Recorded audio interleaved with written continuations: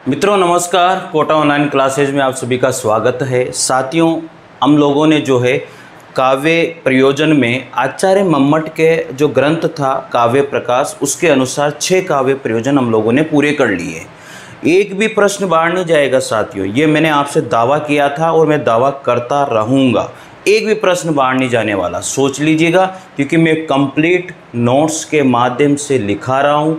एक भी चीज़ छूटने वाली नहीं है। जब एक भी चीज़ छूटेगी नहीं तो फिर क्या दिक्कत है। इसलिए चैनल को सब्सक्राइब कीजिए साथियों, और टेलीग्राम चैनल को ज्वाइन कीजिए। और दूसरी बात है, कोटा ऑनलाइन क्लासेज जो ऐप है उसका लिंक भी डिस्क्रिप्शन में दिया हुआ है, टेलीग्राम का लिंक भी डिस्क्रिप्शन में दिया हुआ है, तो दोनों को आप ज्वाइन कीजिए। इसकी जो PDF है वो आपको कोटा ऑनलाइन क्लासेज ऐप पर फ्री ऑफ कॉस्ट मिलेगी, फ्री मटेरियल वाले ऑप्शन में जो 3 डॉट आती है ऊपर, उसको क्लिक करोगे वहाँ पर खुल जाएगा पूरा फ्री मटेरियल, तो वहाँ से आप लोग कर सकते हो। साथियों, मैंने अभी फर्स्ट ग्रेड और सेकंड ग्रेड की जो है टेस्ट सीरीज लॉन्च करी है, तो आप टेस्ट सीरीज लॉन्च कीजिए।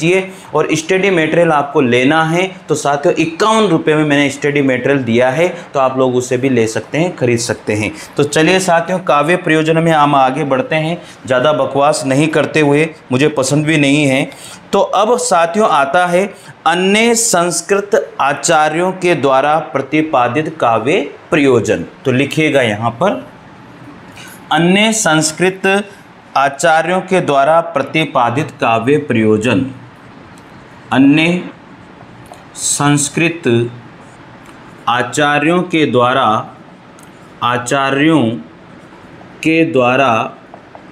प्रतिपादित काव्य प्रयोजन। प्रतिपादित काव्य प्रयोजन मतलब काव्य को क्यों लिखा गया, उसका प्रयोजन, उसका उद्देश्य क्या है। प्रयोजन का मतलब क्या होता है, उद्देश्य होता है। यही चीज़ समझने वाली है मेरे मित्रों, ठीक है। लिखते जाइए, नोट्स बनाते जाइए। मैंने आपसे बोला है मैं करवाऊंगा कोर्स आपका यूट्यूब चैनल के ऊपर, बस टेलीग्राम को ज्वाइन कर लो और कोटा ऑनलाइन क्लासेज ऐप को ज्वाइन कर लो। कोटा ऑनलाइन क्लासेज ऐप जो है उसको डाउनलोड कर लो, उसमें आपको PDF वहाँ मिल जाएगी, ये ध्यान रखना बस, ठीक है। चलिए अब एक यहाँ पर टेबल बनाइए। तो यहाँ पर बनाइए टेबल क्रमशः, ये बना लिया आपने टेबल। फिर लिखिए विद्वान, और यहाँ पर लिखिए आप लोग विद्वान, ठीक है। और इधर लिख दीजिए प्रतिपादित काव्य प्रयोजन।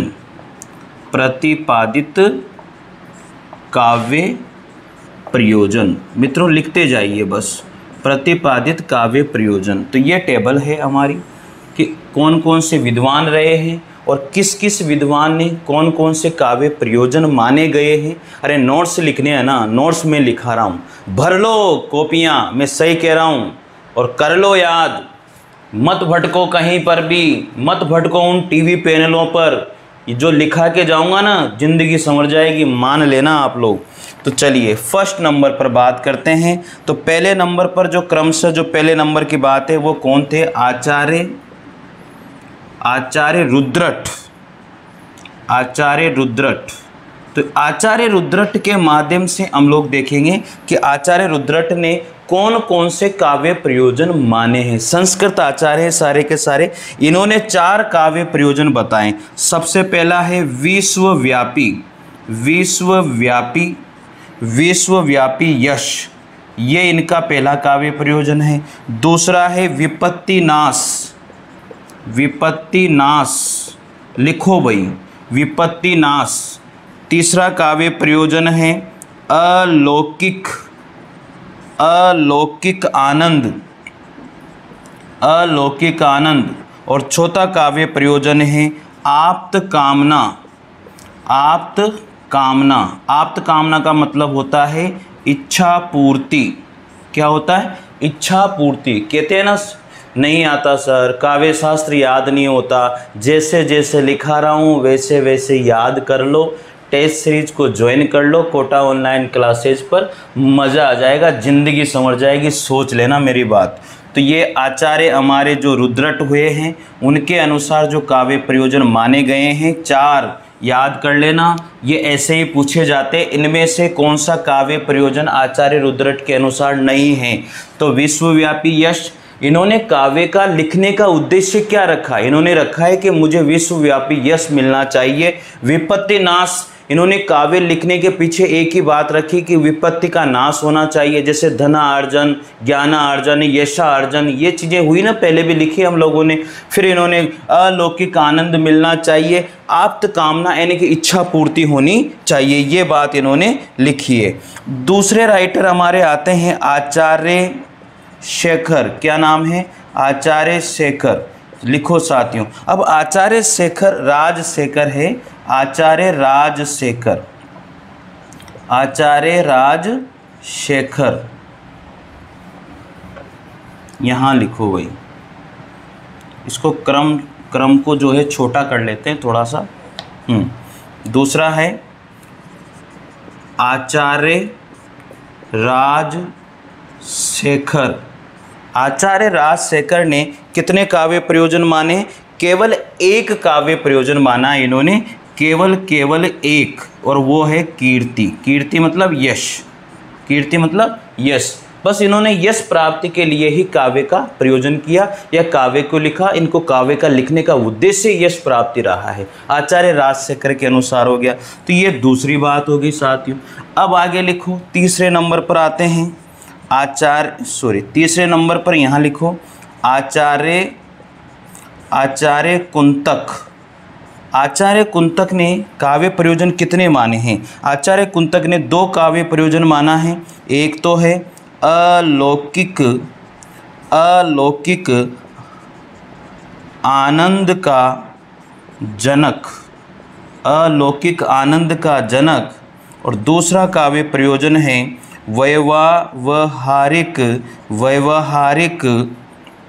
व्यवहारिक ज्ञान का साधक, व्यवहारिक ज्ञान का साधक। ये 2 काव्य प्रयोजन जो है आचार्य कुंतक के अनुसार रहे हैं। लिख लो भैया। 4th नंबर पर आता है आचार्य दंडी। 4th नंबर पर आते हैं आचार्य दंडी। आचार्य दंडी। अब आचार्य दंडी ने कौन कौन से काव्य प्रयोजन माने हैं? यश की प्राप्ति, और दूसरा काव्य प्रयोजन आचार्य दंडी का रहा है ज्ञान की प्राप्ति। याद तो करना ही पड़ेगा, बिना याद किए कैसे काम चलेगा भैया, याद करनी ही पड़ेंगे। तो ठीक है, ये हो गया आचार्य दंडी के अनुसार। फिर आगे लिखिए। आचार्य दंडी के अनुसार कंप्लीट हो गए, दिख रहा होगा मेरे हिसाब से। भोज के अनुसार आचार्य भोजराज। आचार्य भोजराज ने कौन कौन से काव्य प्रयोजन माना है? इन्होंने माना है कीर्ति और दूसरा है प्रीति। कौन सा है? कीर्ति और प्रीति। एक और लिख लो, नज़र आ रहा है क्या? हाँ देख लो यार, नज़र आ रहा होगा। इस टेबल को यहीं पूरा कर देते हैं। अभिनव गुप्त, देख लेना, समझ में आ रहा होगा। अभिनव गुप्त लिखा है लास्ट में। अभिनव गुप्त ने केवल एक ही माना है और वो है प्रीति। क्या माना है? प्रीति। तो साथियों, जो संस्कृत के जो आचार्य रहे हैं, संस्कृत के जो विद्वान रहे हैं, उनके द्वारा जो प्रतिपादित काव्य प्रयोजन दिए गए हैं वो इतने सारे हैं। तो आचार्य रुद्रट ने कितने काव्य प्रयोजन दिए? 4।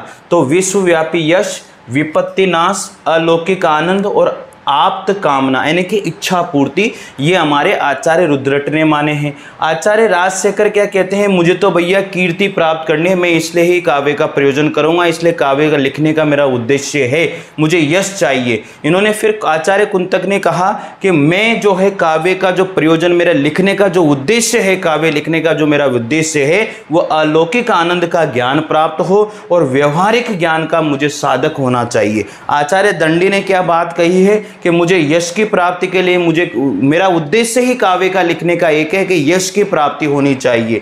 फिर उन्होंने कहा कि ज्ञान की प्राप्ति होनी चाहिए। इसके बाद में भोजराज ने क्या बोला? कीर्ति और प्रीति की प्राप्ति होनी चाहिए। कीर्ति वही यश और प्रीति मतलब प्रेम, ठीक है। और अभिनव गुप्त ने भी प्रीति को ही क्या माना है? काव्य का प्रयोजन माना है साथियों। तो ये रहे आप लोगों के, याद कर लेना, टेबल बना लेना, लिख लेना। बहुत बढ़िया चीज़ें लिखा रहा हूँ आप लोगों को, कुछ भी नहीं छूटेगा, कुछ नहीं छूटेगा, सोच लेना। आप बना लिया होगा। चलिए आगे बढ़ते हैं। अब स्क्रीनशॉट ले लो, ले लिया। चलिए अब बात आती है आगे हमारे जो हिंदी के जो कवि रहे हैं उनके बारे में। ये तो संस्कृत वाले कवि हैं जिन्होंने कौन कौन से काव्य के प्रयोजन हमें दिए हैं, कौन कौन सा उद्देश्य इनका काव्य लिखने का रहा है, तो ये संस्कृत वालों की बात हमने करी है। डायरेक्ट याद रखना, कोई दिक्कत वाली बात इसमें नहीं है।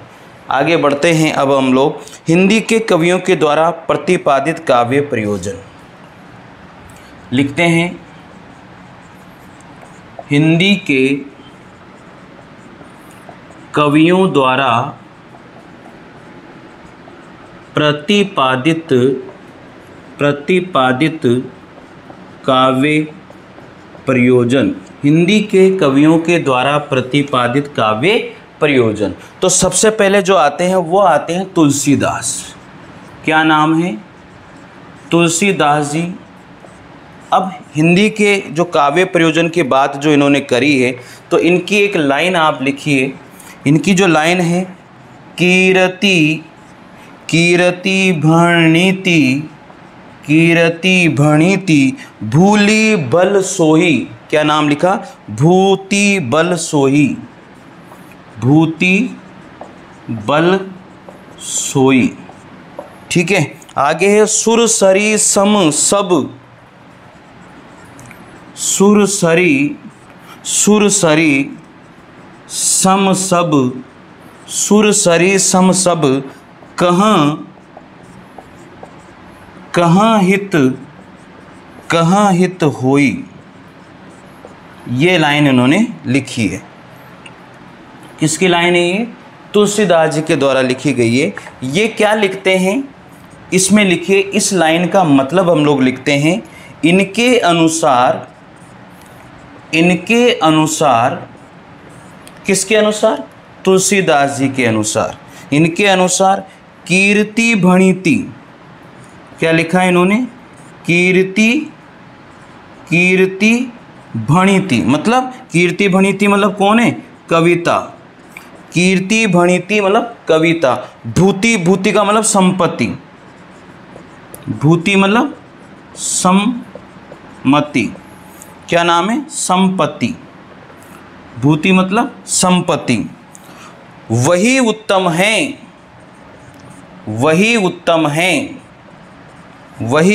है जो बिना किसी भेदभाव के, जो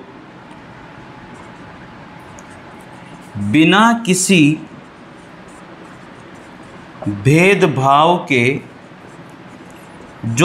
किसी भेदभाव के सबका भला करें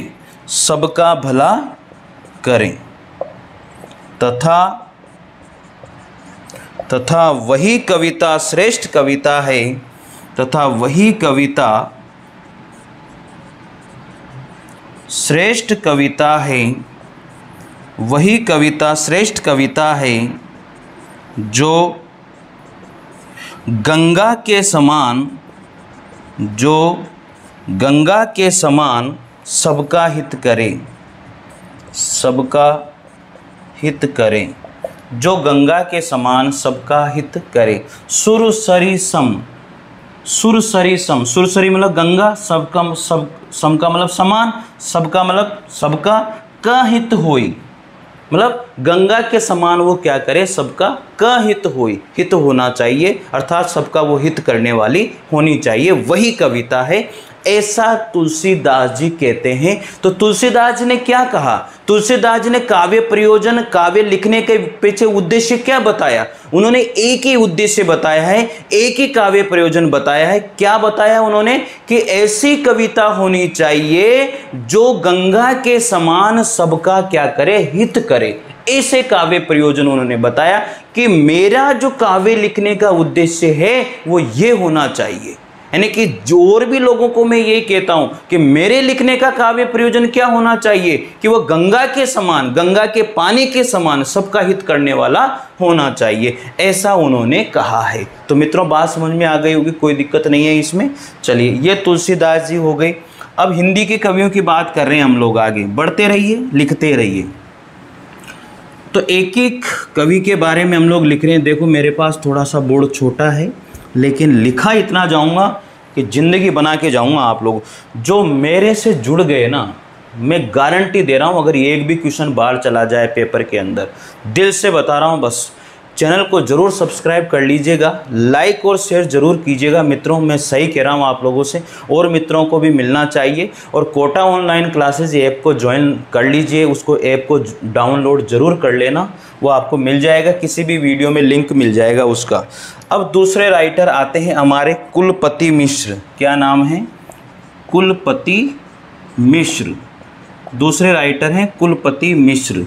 कहते हैं ना समझ में नहीं आता सर कैसे पढ़ें, क्या पढ़ें, कितना पढ़ें।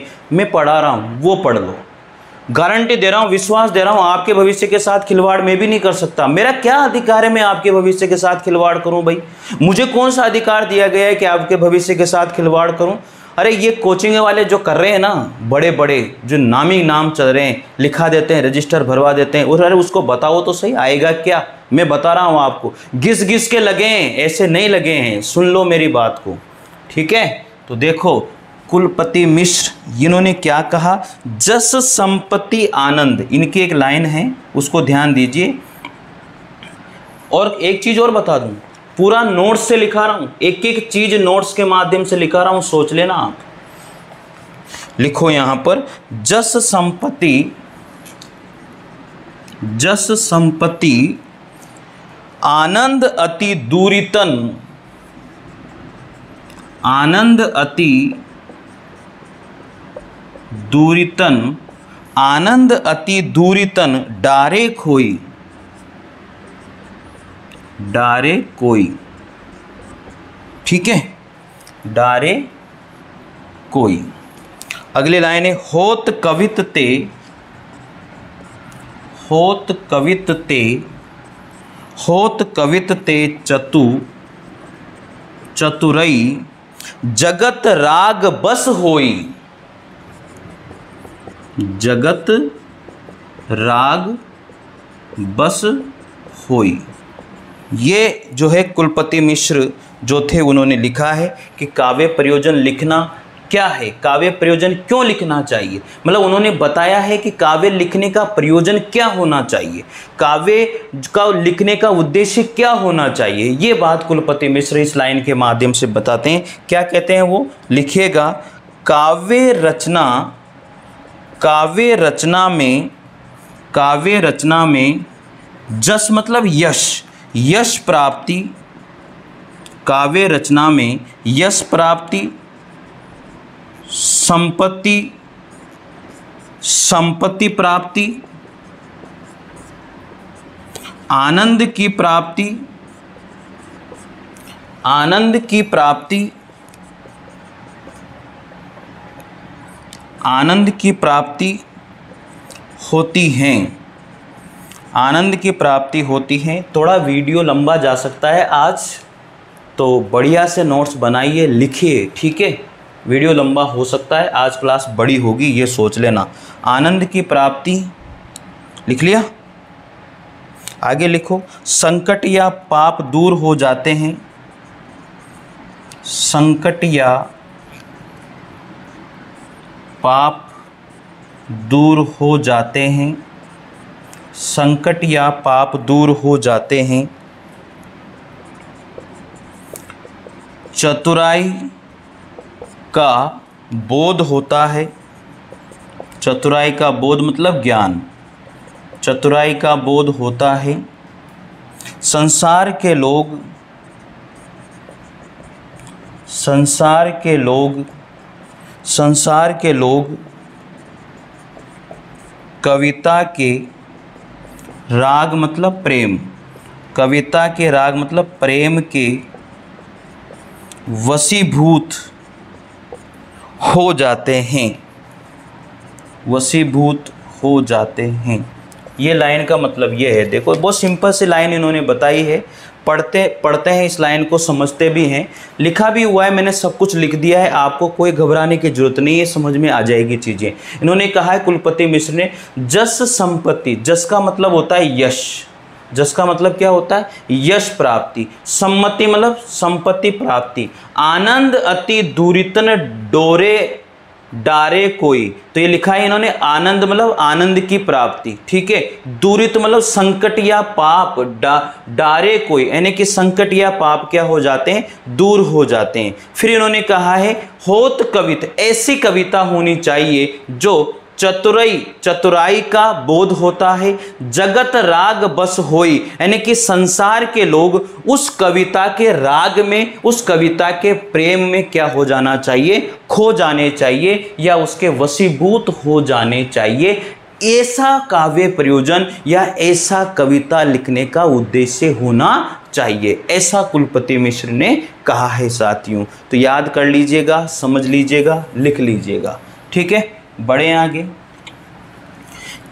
कुछ नहीं छूटेगा, सोच लेना, एक भी चीज़ छोड़ने वाला नहीं हूँ। ऐसा नहीं है कि कुछ चीज़ छूट जाएगी। और आप लोगों का साथ रहा, भगवान का साथ रहा तो ज़रूर हम लोग बहुत धीरे धीरे आगे बढ़ रहे हैं, धीरे धीरे आगे बढ़ रहे हैं, पर बढ़ रहे हैं, ये सोचिए। भगवान ने, आप लोगों ने विश्वास दिखाया तो कोटा ऑनलाइन क्लासेस का ऐप बन करके आया। धीरे धीरे बड़ा टीवी पैनल भी आ जाएगा। बस आप लोगों का विश्वास चाहिए, कमेंट आना चाहिए कि सर आप मेहनत कर रहे हो और मेहनत का फल आपको मिलना चाहिए। आप लोगों के लिए मैं मेहनत कर रहा हूँ भाई, दिल से बता रहा हूँ आप लोगों को। काव्य शास्त्र के लोग बोल रहे थे काव्य शास्त्र शुरू करो, मैंने काव्य शास्त्र शुरू कर दिया और ये कंटिन्यू चलता रहेगा। पूरा काव्य शास्त्र में करवाऊंगा, first grade, second grade, PGT और टीजीटी का। कहीं से भी कोई भी काव्य शास्त्र छूटने वाला नहीं है यहाँ पर। चलिए आगे बढ़ते हैं। अब मैथिली शरण गुप्त के अनुसार, किसके अनुसार? मैथिली शरण गुप्त के अनुसार। तीसरा है मैथिली शरण गुप्त। मैथिली शरण गुप्त, ये मैथिली शरण जो शब्द है साथियों, ये भी देख लेना, क्योंकि ये भी जो है शुद्ध अशुद्ध के अंतर्गत पूछ लिया जाता है, इसलिए इस शब्द का भी ध्यान रखना। तो मैथिली शरण गुप्त क्या कहते हैं? केवल मनोरंजन न कवि का कर्म होना चाहिए। इन्होंने क्या कहा? केवल मनोरंजन न कवि का कर्म होना चाहिए। इन्होंने क्या बात कही है भाई? जबरदस्त बात कही है। केवल जो है कविता लिखने के पीछे जो है कवि का जो उद्देश्य है वो मनोरंजन वाला नहीं होना चाहिए, ऐसा मैथिली शरण गुप्त कहते हैं। फिर क्या कहते हैं? उसमें उचित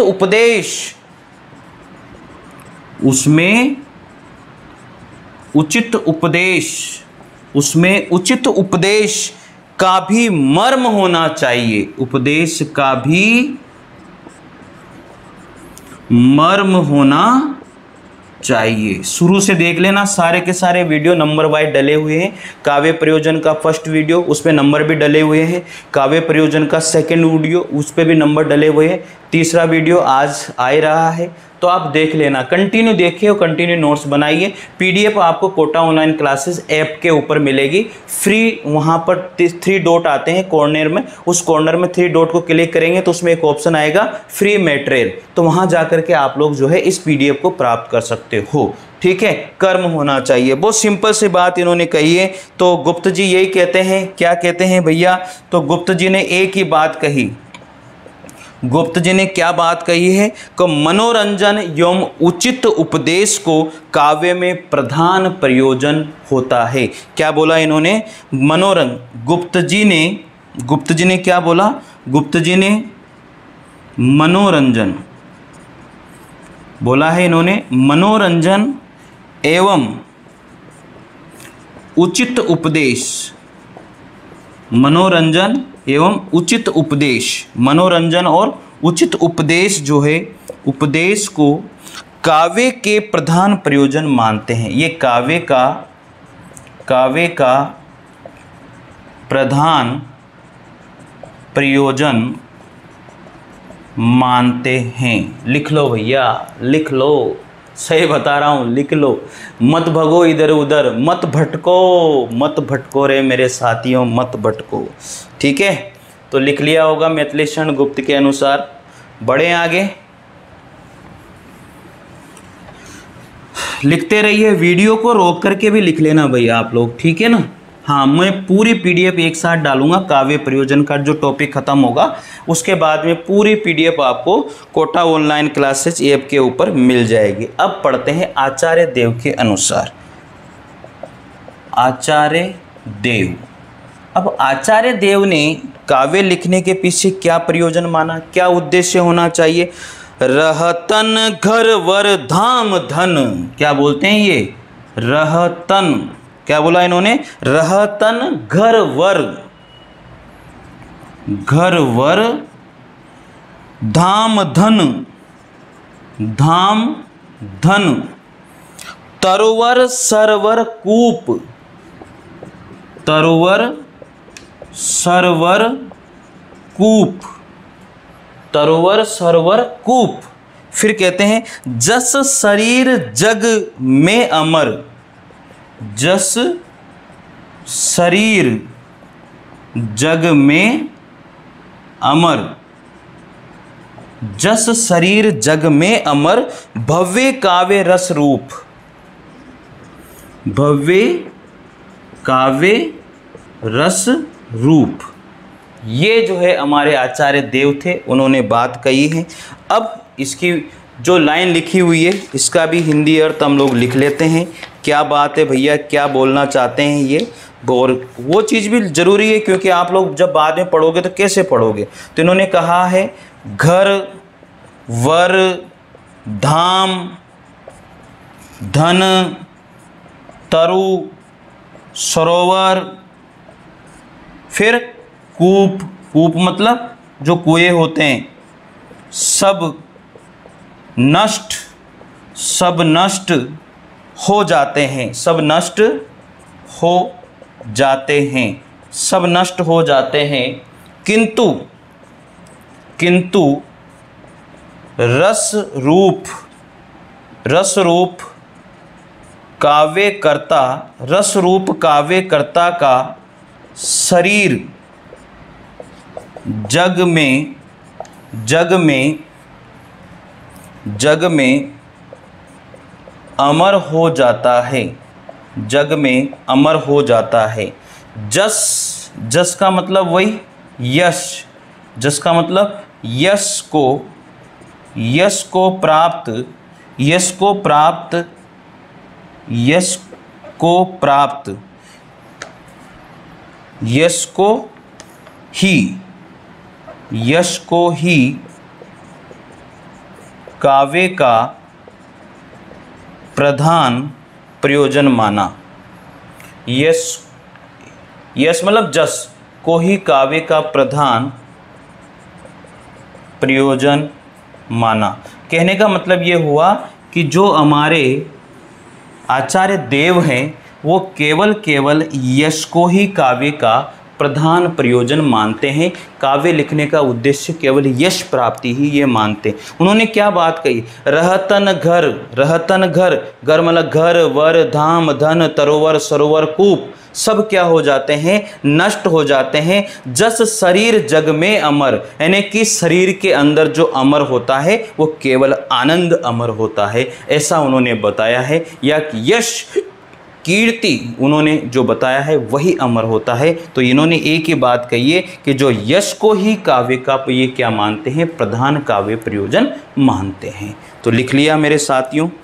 अब आगे बात करते हैं देव, आचार्य देव की तो बात हो गई, अज्ञे की बात करेंगे हम लोग। अज्ञे तो बहुत भारी थे भैया, उनका नाम, चलो अज्ञे का नाम जो है वो बताओ आप, अज्ञे का मूल नाम क्या था, मुझे कमेंट करके बताना भैया। अज्ञे का जो है मूल नाम क्या रहा है, ज़रूर बताइएगा अज्ञे का मूल नाम क्या रहा। तो हमारे 5वें नंबर पर आते हैं अज्ञे, सच्चिदानंद वात्सल्यन अज्ञे। ठीक है, ये काव्य का प्रयोजन क्या मानते हैं इन्होंने, काव्य का प्रयोजन, काव्य का प्रयोजन, जो काव्य का प्रयोजन है इनके माध्यम से स्वांत सुखाए नहीं। क्या इन्होंने क्या कहा कि स्वांत सुखाए नहीं है काव्य का प्रयोजन, स्वांत सुखाए नहीं, स्वांत सुखाए इन्होंने काव्य का प्रयोजन नहीं मान के क्या माना, लोक उन्मुक्त काव्य सत्य से काव्य सुख है। क्या मानते हैं ये, लोकोन्मुख काव्य सत्य से काव्य सुख है, काव्य सुख है। छठे नंबर पर बात आती है बाबू गुलाब राय। बाबू गुलाब राय काव्य प्रयोजन के लिए क्या मानते हैं, वो कहते हैं रस आनंद ही सबका जीवन रस है। क्या बोला इन्होंने, रस आनंद ही सबका जीवन रस है, सबका जीवन रस है और इसी से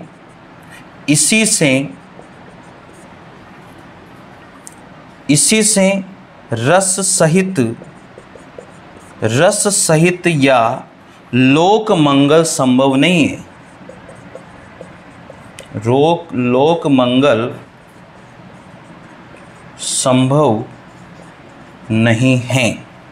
अतः ये काव्य का प्रयोजन है, अतः यह काव्य का प्रयोजन है, अतः यह क्या है, काव्य का प्रयोजन है। तो ये था हमारा बाबू गुलाब राय जी के अनुसार काव्य प्रयोजन। सूरदास जी ने काव्य प्रयोजन क्या माना वो भी लिखिए। तो आगे का और बाबू गुलाब राय का भी आपने लिख लिया। अब सूरदास जी काव्य का प्रयोजन क्या मानते हैं, सूरदास जी ने काव्य का प्रयोजन क्या माना है मेरे साथियों, वो भी लिखने वाली बात है। कबीरदास जी ने क्या माना, तो 7वें नंबर पर लिखिए सूरदास जी काव्य का प्रयोजन क्या मानते हैं, लोक मंगल को ही काव्य का प्रयोजन मानते हैं। सूरदास जी काव्य का प्रयोजन क्या मानते हैं, लोक मंगल।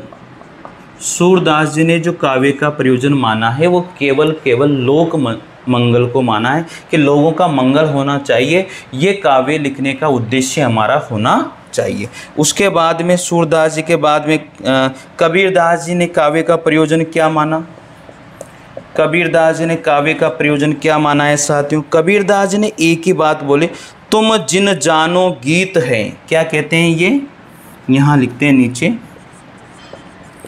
तुम जिन जानो गीत हैं, यह निज ब्रह्म विचार। तुम जिन्हें गीत जानते हो वो निज ब्रह्म विचार हैं। इनके अनुसार जो है तुम जिन जानो गीत है ये निज ब्रह्म विचार। तो कबीरदास के अनुसार भी जो काव्य का प्रयोजन माना जाता है वो एक तरह से लोक मंगल को ही काव्य का प्रयोजन मानते हैं। ये भी केवल जो है लोक मंगल को ही काव्य का प्रयोजन मानते हैं। तो साथियों सूरदास जी हुए, कबीरदास जी हुए, इन्होंने भी काव्य का प्रयोजन क्या माना है, लोक मंगल को ही माना है साथियों। ठीक है, तो मेरे हिसाब से ये सारी बातें आप लोगों ने लिख ली होगी। अब आचार्य रामचंद्र शुक्ल के अनुसार जो काव्य, हाँ तो अब मैं लिखा देता हूँ एक साथ यहाँ पर किस किस ने काव्य का प्रयोजन क्या माना है। तो एक टेबल बना लीजिए साथियों, लिख लिया होगा। चलिए अब हम लोग टेबल बनाते हैं एक, और भी जो है मुख्य तो मैंने लिखा दिए, लेकिन और भी रहे हैं उन्होंने काव्य का प्रयोजन कौन कौन से माने हैं वो चीज़ भी आप लोगों को लिख लेनी चाहिए। तो लिखिए भैया, ठीक है ना।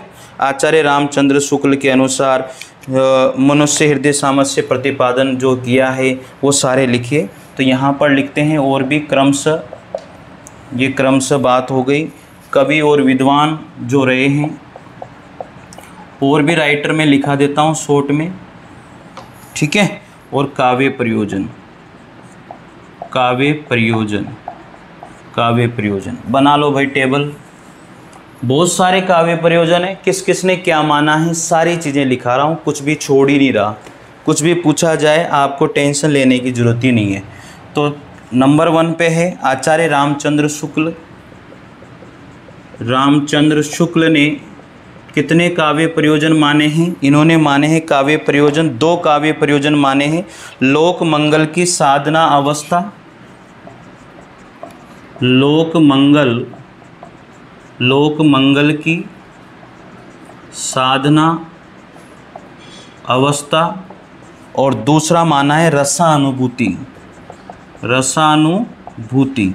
ये 2 काव्य प्रयोजन इन्होंने माने हैं, लोक मंगल की साधना अवस्था और रसानुभूति। तो टेबल की पहली बात हो चुकी है। जो आचार्य रामचंद्र शुक्ल के द्वारा जो काव्य प्रयोजन माने गए हैं, 2 माने हैं, एक तो लोक मंगल की साधना अवस्था और एक है रसानुभूति।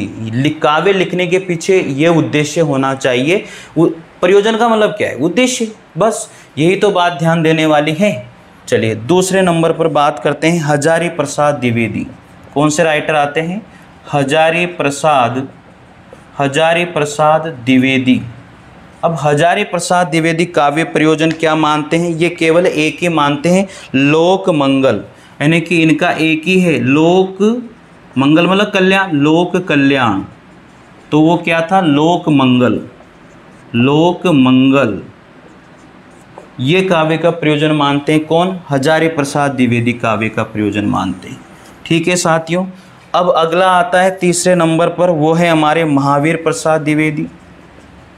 महावीर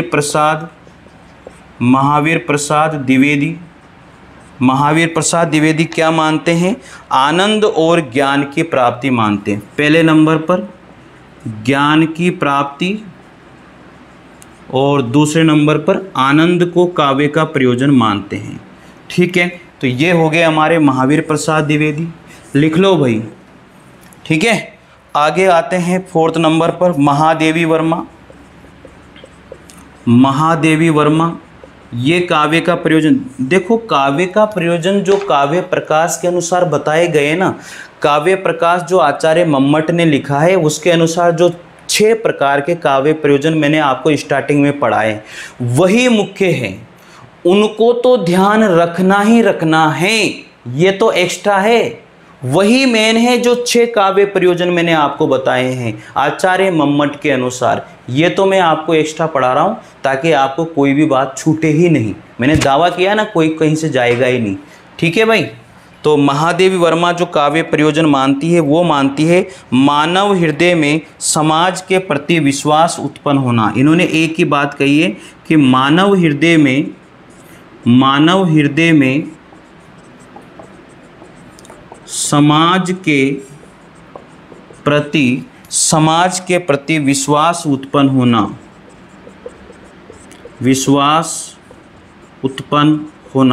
समाज के प्रति जो है विश्वास उत्पन्न होना चाहिए। काव्य लिखने के पीछे यही उद्देश्य हमारा होना चाहिए, ऐसा महादेवी वर्मा कहती है। 6ठे नंबर पर बात करते हैं हम लोग यहाँ पर। हाँ, 5वें नंबर पर आते हैं सुमित्रा नंदन पंत।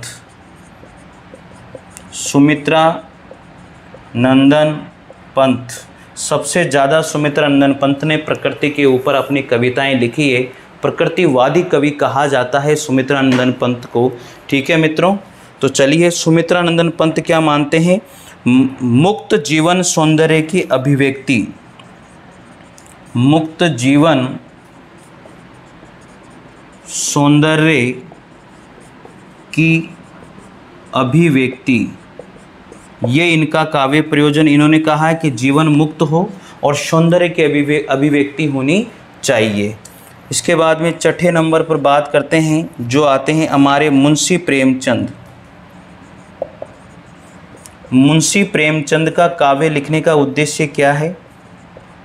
तो मुंशी प्रेमचंद का काव्य लिखने का उद्देश्य है साथियों मनोरंजन और उद्घाटन। तो पहला तो इनका रहा है कि मनोरंजन वाली बात काव्य लिखने का उद्देश्य हो। दूसरा इन्होंने कहा है मर्म का ज्ञान होना चाहिए, मर्म का ज्ञान हो। और तीसरा इन्होंने माना है कि उपदेश उसमें दिया हुआ हो, परिष्कृति जिसे हम कहते हैं, उपदेश मतलब परिष्कृति होनी चाहिए उसके अंतर्गत। 7वां नंबर आता है यहाँ पर नगेंद्र जी का 7वां नंबर है। इन्होंने जो काव्य प्रयोजन माना है वो माना है व्यक्ति, क्या माना है, आत्माभिव्यक्ति। तो 7वें नंबर पर लिख लीजिएगा नगेंद्र जी का आत्म अभिव्यक्ति। और 8वें नंबर पर लिखा देता हूँ नंद दुलारे वाजपेयी, क्या नाम है, नंद दुलारे वाजपेयी। नंद दुलारे वाजपेयी ये किसको मानते हैं, ये भी साथियों आत्माभिव्यक्ति को ही काव्य का उद्देश्य मानते हैं, काव्य का प्रयोजन मानते हैं कि आत्म अभिव्यक्ति हमें मिलनी चाहिए, काव्य लिखने का उद्देश्य हमारा यही होना चाहिए। तो मित्रों ये थे काव्य प्रयोजन जो अनेक विद्वानों ने लिखे हैं। तो ये हिंदी के अभी लेटेस्ट, एक तरह से कहते हैं कि अभी प्रेजेंट समय के, जिन्हें छायावाद प्रसाद पंत निराला, महावीर प्रसाद द्विवेदी, हजारी प्रसाद द्विवेदी, तो सुमित्रानंदन पंत, मुंशी प्रेमचंद, तो इन सभी के द्वारा भी कोई ना कोई काव्य प्रयोजन रहा है, कोई ना कोई काव्य लिखने का उद्देश्य रहा है। तो ये सारी बातें मैंने आप लोगों को लिखवा दी है, तो आप नोट ज़रूर कर लीजिएगा। ठीक है साथियों, स्क्रीनशॉट ले लो, जैसे भी तैसे आपको जो भी करना है। लेकिन कोटा ऑनलाइन क्लासेज चैनल को ज्वाइन करो और कोटा ऑनलाइन क्लासेज ऐप को ज़रूर डाउनलोड करो। जो भी आपको टेस्ट सीरीज लेनी है फर्स्ट ग्रेड सेकंड ग्रेड की, आप वहां से ज़रूर लीजिएगा। बहुत प्यारे क्वेश्चन हैं, मोतियों की तरह रखे हुए क्वेश्चन हैं। ठीक है, कर लिया, आगे बढ़ते हैं। अब ये तो थे हिंदी के, अब आते हैं पाश्चात्य विद्वान। किसके अनुसार, पाश्चात्य विद्वानों के अनुसार क्या क्या काव्य प्रयोजन रहे हैं वो भी पूछ लिए जाते हैं कभी कभी। तो उनकी भी एक टेबल हम लोग बना लेते हैं। छूटेगा नहीं, कुछ भी नहीं छूटेगा भैया, मैंने आपको बता दिया ना। देखो बहुत सारे स्टूडेंट ऐसे होते हैं बेचारे जिनको समझ में नहीं आता कि मैं काव्य प्रयोजन में क्या पढ़ूँ यार, किताबें भरी पड़ी है, उसे पढ़ना क्या है ये चीज़ समझ में नहीं आती। मैं बता रहा हूँ ये पढ़ो, ये पूछा जाता है। ठीक है, और मैंने ये भी कह दिया आप लोगों से, इतनी चीज पढ़ने की भी जरूरत नहीं है। मैं ये भी कह रहा हूं आपको, जो 6 काव्य प्रयोजन मैंने आप लोगों को बताए हैं, जो मम्मट के अनुसार, काव्य प्रकाश के अनुसार, वो सबसे मुख्य है, उनको पढ़ना भैया। तो लिखते हैं पाश्चात्य कवियों के द्वारा प्रतिपादित काव्य प्रयोजन। टेबल बनाइए। पाश्चात्य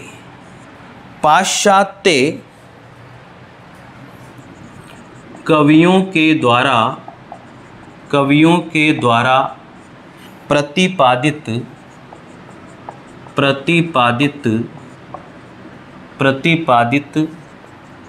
काव्य प्रयोजन। पाश्चात्य कवियों के द्वारा प्रतिपादित काव्य प्रयोजन। बनाइए टेबल, वही टेबल हम लोग, वही क्रमशः, ठीक है ना। नंबर 2 पे वही विद्वान, ठीक है, और नंबर 3 पर काव्य प्रयोजन।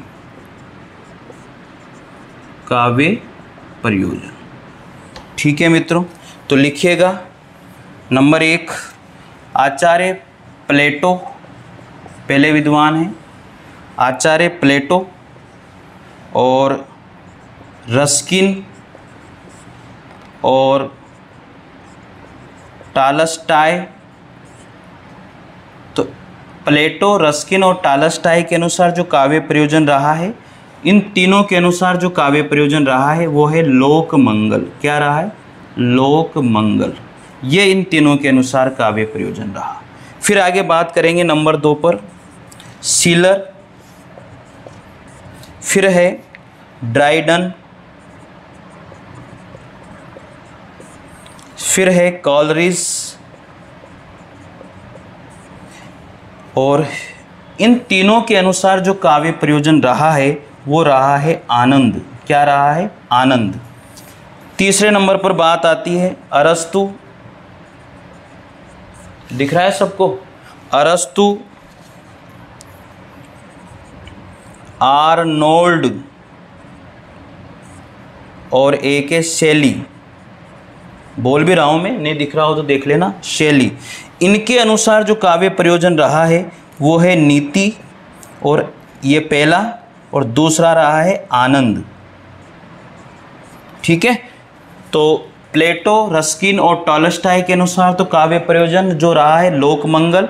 शिलर, ड्राइडन और कोलरिज के अनुसार जो काव्य प्रयोजन रहा है वो है आनंद। अरस्तु, आर्नाल्ड और शैली, इन तीनों के अनुसार काव्य प्रयोजन रहा है वो है नीति और आनंद। साथियों अब आगे बात करते हैं इसी क्रम में फ्राइड के अनुसार जो काव्य प्रयोजन रहा है वो क्या रहा। यहाँ पर ले लेता हूँ 4th नंबर पर फ्राइड। फ्राइड के अनुसार जो काव्य प्रयोजन है मित्रों वो है काम वासना। इन्होंने क्या काव्य प्रयोजन रखा है? काम वासना, ये इनका काव्य प्रयोजन रहा। साइकोलॉजी में पढ़ते होंगे आप लोग। 5वें नंबर पर सुकरात। सुकरात ने जो है काव्य प्रयोजन क्या रहा? सुकरात का जो काव्य प्रयोजन है वो है देवी उपासना। देवी उपासना इनका काव्य प्रयोजन ये सुकरात का रहा है। लिख लो भैया, नहीं तो उपासना या प्रेरणा, ये इनका काव्य प्रयोजन रहा है। तो 6ठे नंबर पर जो है होरेश, क्या नाम है? होरेश, ये काव्य प्रयोजन इन्होंने क्या क्या बताया? आनंद को काव्य प्रयोजन बताया। एक दूसरे नंबर पर है लोक कल्याण, यानी कि लोक मंगल, इन्होंने काव्य प्रयोजन बताया होरेश के अनुसार। तो ये पाश्चात्य विद्वान हैं साथियों, जिन्होंने जो भी काव्य प्रयोजन बताए हैं वो पूरी की पूरी टेबल मैंने आप लोगों के सामने रख दी है। स्क्रीनशॉट ले लेना साथियों, ठीक है, कोई दिक्कत नहीं है। हाँ अब आगे बढ़ते हैं इसी क्रम में, लिख लिया होगा। इसी क्रम में आगे बढ़ा जाए। आज काव्य प्रयोजन को जो है ना ख़त्म ही करके रखेंगे, चाहे कुछ भी हो जाए। तो लिख लिया होगा मेरे मित्रों, लिखते जाइए। वही तो कह रहा हूँ ना यार, क्यों इधर उधर भटकते हो, क्यों अपनी नाव को हिचकोले दिलाते हो। यहाँ है मंजिल, आओ यहाँ पर, मैं करवाऊँगा तुम्हें सक्सेस। चले लिखिए अब पाश्चात्य विद्वानों के अन्य काव्य प्रयोजन। पाश्चात्य विद्वानों के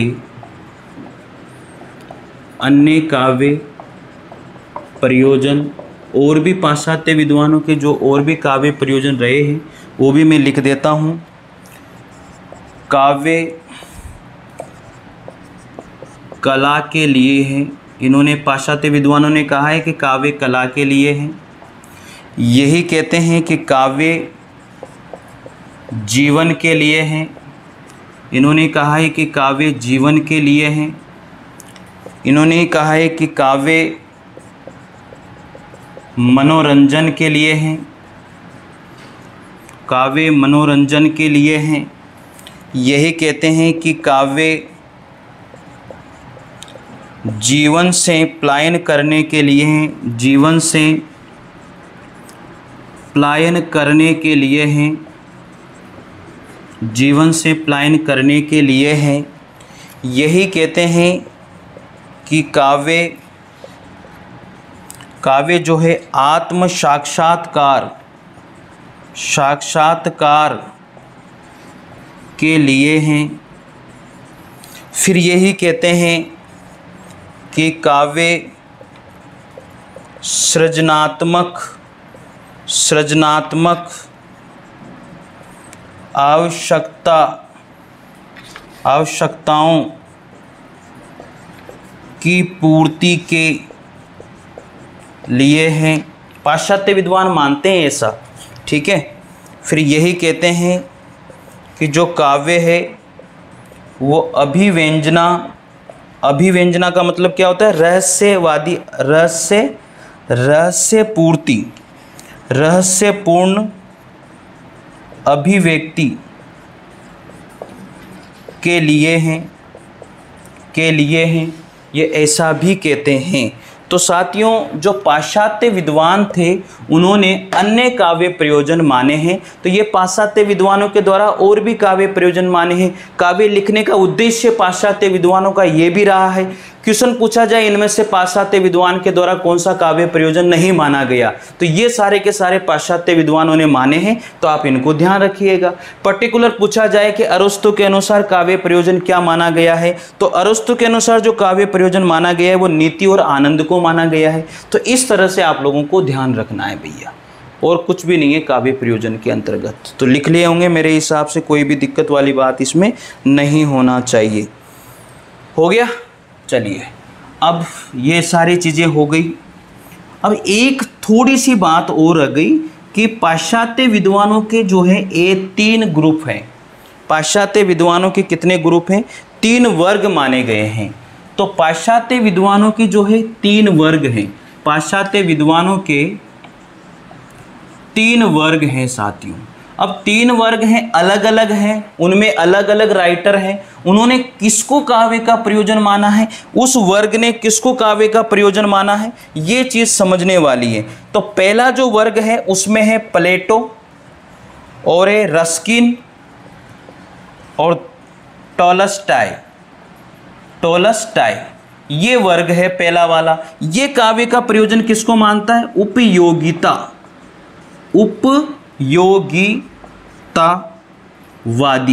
उपयोगितावादी इसको काव्य का प्रयोजन मानता है।